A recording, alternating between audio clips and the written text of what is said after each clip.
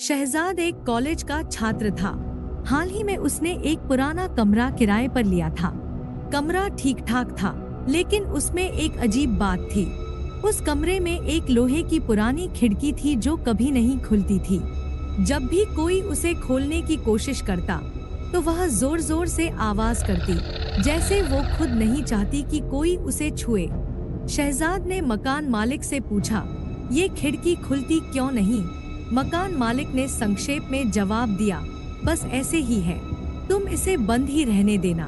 पहली रात जब शहजाद सोने गया, तो उसे लगा जैसे खिड़की के पीछे कोई सांस ले रहा है।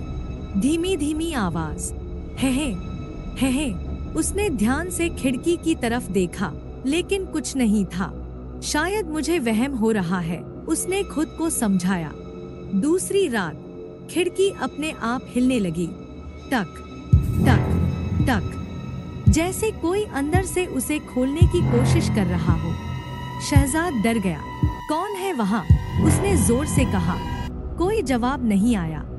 बस एक धीमी सी लड़की की आवाज आई, मुझे आजाद करो। तीसरी रात शहजाद ने खिड़की पर भारी अलमारी रख दी ताकि वह खुल न सके, मगर रात के ठीक 3 बजे धड़ाम, अलमारी गिर गई। खिड़की खुल चुकी थी। शहजाद ने जैसे ही पलटकर देखा, उसे ऐसा लगा जैसे कोई उसके कान के पास आकर फुसफुसा रहा हो, अब मैं बाहर आ चुकी हूँ। सुबह जब मकान मालिक कमरे में आया, तो शहजाद वहाँ नहीं था। कमरे का सारा सामान वैसा ही रखा था, लेकिन खिड़की अब खुली हुई थी। पहली बार। लोग कहते हैं कि जो भी उस खिड़की के कमरे में अकेला रहता है, वो उस आत्मा को आजाद कर देता है, और फिर वो आत्मा अगला शिकार ढूंढने निकल जाती है। अब वो खिड़की जहाँ भी जाती है, वही चीख सुनाई देती है, मुझे आजाद करो।